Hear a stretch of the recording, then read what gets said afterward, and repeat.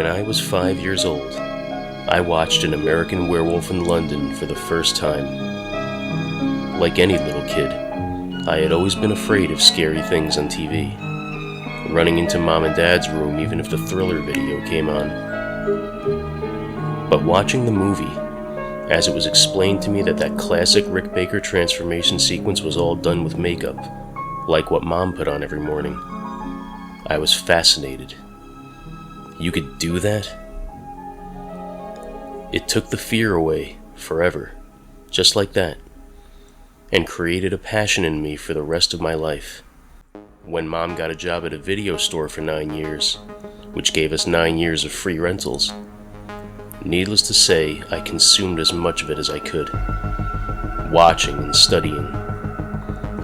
It was the 80s and 90s, so Freddy, Jason, Michael, Chucky, The Evil Dead, and outstanding one-offs like Fright Night, The Lost Boys, and Candyman. I only really liked the first one. All created in me a lifelong obsession with horror, as well as movies in general. It's safe to say that without Rick Baker's award-winning work on that werewolf transformation, I probably wouldn't be living in Hollywood today. The horror genre is arguably the most popular genre of film. Working at the video store, Mom said the horror movies always took the top spot for the most frequently rented genre. In filmmaking, it's easier to get a horror movie funded than any other genre because investors know that even the worst horror movie will be watched. It's also seen as the greatest learning tool for aspiring filmmakers.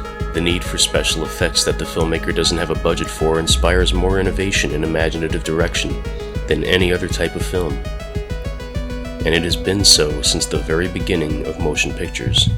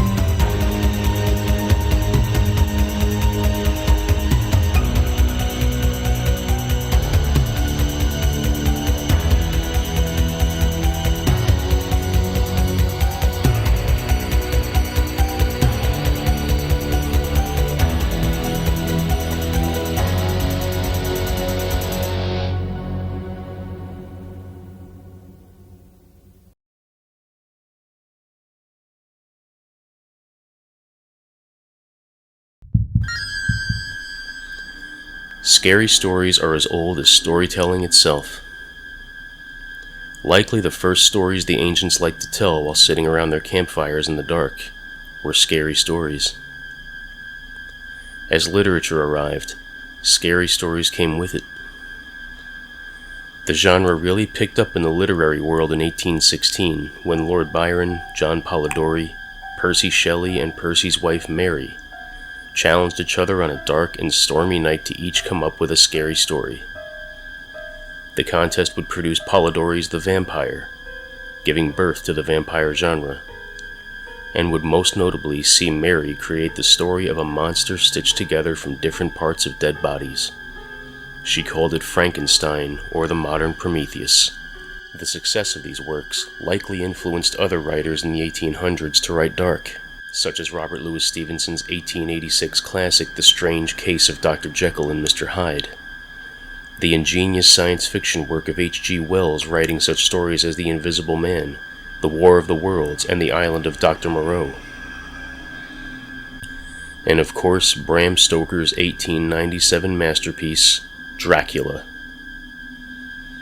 All of these great works would see incredible representation in a new medium just being invented during this same time.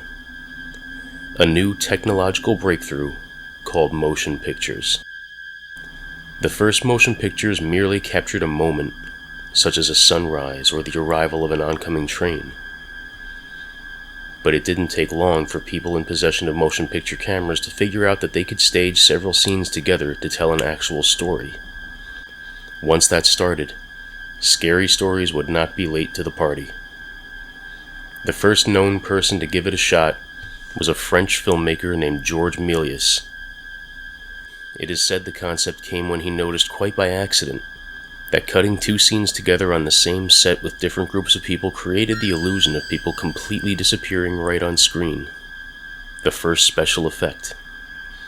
Applying the trick to suggestion of the supernatural is hardly a difficult jump to make from there. With a painted backdrop for scenery, he got a cast together in 1886 to film a short movie in his garden. He called it Le Manoir du Diable, or House of the Devil. In a runtime of only just over 4 minutes, he tells a thin story of a cavalier who fights against several tricks and hallucinations by the devil and his minions, only to finally cast the devil away with a crucifix. The primitive effects are impressive considering the era, but one must remember this was the infancy of a whole new art form that hadn't even started progressing yet, let alone being perfected. Even audiences of the day found the film more amusing than scary. Regardless of its reception, it's considered to be the very first horror film. Méliès would spend the rest of his life exploring the limits of what could be done with motion picture technology of the time to tell stories of the fantastic in both horror, fantasy, and science fiction, such as his 1898 hit The Astronomer's Dream. He took the horror route again in 1899 with The Devil in a Convent. Arguably his most famous work is 1902's A Trip to the Moon, with the now iconic image of a ship crashing into the moon, which has the human face of Méliès himself. Méliès had opened a door that many other French filmmakers would now have their fun entering. In 1906, a director named Segundo de Chamon filmed an elaborate piece titled The House of Ghosts, or simply The Haunted House. The film employs an impressive early use of stop-motion animation to make objects appear to move on their own, as well as scary makeups and odd masks on the film's protagonist for some unexplained reason. It uses special effects that had to be mind-blowing for audiences at the time. 108 years later, director Jennifer Kent would be inspired by this film to make her instant classic, The Babadook. In 1907, a French vaudeville act called The Dancing Pig would be staged and filmed, using a disturbing-looking pig costume, to tell of a giant pig repeatedly mocked by a dancing girl until it is implied that the pig eats her. These films were being seen worldwide, inspiring American filmmakers to start making some noise of their own. Arguably the greatest pioneer of early cinema, D.W. Griffith, took a stab at it in 1909 with his homage to Edgar Allan Poe's The Cask of Amontillado, telling the story of a king who seals off his unfaithful wife and her lover in their room to die, calling the film simply The Sealed Room. Not to be outdone, the inventor of motion picture technology itself, Thomas Edison, took a crack at scary movies in 1910 by making the first adaptation of Mary Shelley's Frankenstein. Even to the unjaded audiences of the time, it was an embarrassment to say the least. But movies had become a hugely profitable industry, and there was no going back. Movies would get longer and more ambitious. Both 1912 and 1913 saw adaptations of Robert Louis Stevenson's all-time classic, The Strange Case of Dr. Jekyll and Mr. Hyde. The first one being made by a director named James Cruise, and the second version being made by Carl Laemmle, who 1 year earlier had founded his own motion picture studio, Universal. The 19-teens saw movies evolve from short films to what we now call feature length, roughly an hour and a half long. 1915 saw the birth of horror's first franchise in Paul Wegener's The Golem. telling the story of a clay giant created by a rabbi to protect Jewish people from anti-Semites, with Wegner himself playing the Golem in a very impressive makeup for its time. Very little of the completed movie can be found today. It would be followed in 1917 by a sequel, The Golem and the Dancing Girl, which has been lost entirely. In 1920, the third film came, entitled The Golem: How He Came into the World, arguably the most famous of the films, as it is the only one that can be seen in its entirety. Horror's first movie star emerged during this time, Lon Chaney. The child of deaf parents, Chaney had learned early in life to communicate effectively without speaking, making him perfect for silent films. His time spent on the vaudeville circuit taught him the art of facial expression, and he developed a knack for experimenting with grotesque makeups. Makeup artists as we know them today did not exist, and actors had to do their own makeup. His performance in 1919's The Miracle Man made him a star. Chaney pushed the limits of physical effects, notably in his 1920 gangster film The Penalty, in which he played a man with no legs. His talent would lead naturally to working in the darker genre. 1920 saw probably the first hit horror film, as German filmmakers were about to influence the world with an artistic technique called expressionism. Nowhere was it more celebrated in film than in 1920's expressionist horror classic, The Cabinet of Dr. Caligari, directed by Robert Wiene. It tells the story of a mad hypnotist who controls the mind of a somnambulist, or sleepwalker, played by a young Conrad Veidt, to commit murders at his command. The landscapes and scenery of the film are visually distorted to create a profoundly eerie image. The film was one of the most divisively received films of its time, many loving it, many others hating it. But German Expressionism had struck a blow in cinema, and filmmakers around the world were about to emulate it to shape horror cinema forevermore. 2 years later, another German expressionist named F.W. Murnau would make an even bigger splash in an adaptation of Bram Stoker's Dracula, which was then only 25 years old. He would change all the names, but tell essentially the same story of a young real estate clerk being enslaved at the castle of a powerful vampire named Count Orlok, who intends to move from the castle to the clerk's hometown of Wisborg. The Count is famously played by actor Max Schreck, with one of the most famous horror makeups ever achieved, pulling off an incredible bat-like appearance. Between Schreck's upsetting appearance, his masterful performance, and a groundbreaking use of shadow, Nosferatu was a monumental success.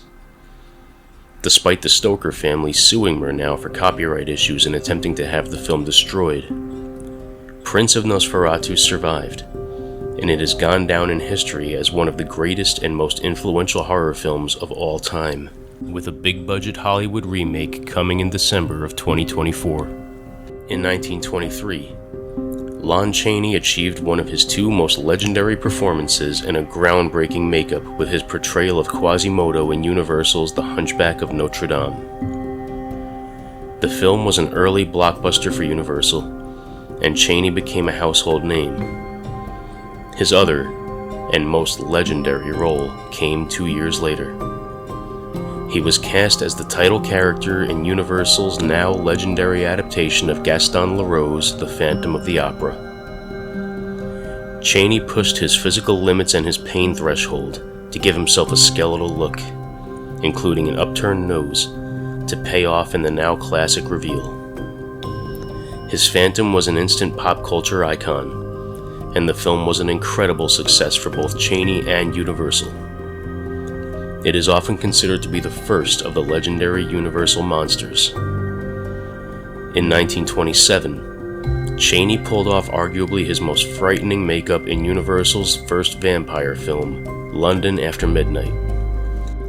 Thankfully, a picture was taken of Chaney in his makeup so we can see it today, because the film itself would be lost and is today one of the most sought after of all lost films. That same year, Universal had another scare hit with director Paul Lenny's The Cat and the Canary, in which relatives of an eccentric millionaire gather at his spooky mansion for the reading of his will, experiencing many frights during the night. It is a horror comedy adapted from a stage play of the same name, visually influenced by German expressionist movies, and is a cornerstone of Universal's way of making horror movies in the coming decade. In 1928, a romantic drama from Universal would manage to be lumped in with the horror genre due to the grotesque appearance of its star character. Dr. Caligari's star Conrad Veidt appears as Gwynplaine, a man who as a child had had his mouth cut open from ear to ear, giving a permanent, extra-wide smile. Though not a horror movie in any sense, but more a story about an unfortunate misfit who finds love, his appearance is fairly frightening, and the film has as such become an early horror staple. The silent screen had made Hollywood the land of dreams for those who imagined a future of fame, fortune, and glamour. But the art of movies was forever changed in 1929, when Warner Brothers released a musical called The Jazz Singer, in which Al Jolson's voice could actually be heard. Steady, you ain't heard nothing. You want to hear toot-toot-tootsie? All right, hold on. Silent films were immediately about to die, and talkies would be the standard from here on out. Universal, now on a roll with scare films, were ready to jump into talkies, and had just acquired the rights to make a big screen adaptation of a Broadway stage play of Dracula, intending on casting Lon Chaney in the starring role. But on August 26, 1930, Chaney died of a throat hemorrhage due to lung cancer. Thus, the road was paved for the actor from the play to take the role and usher in the first golden age of horror cinema.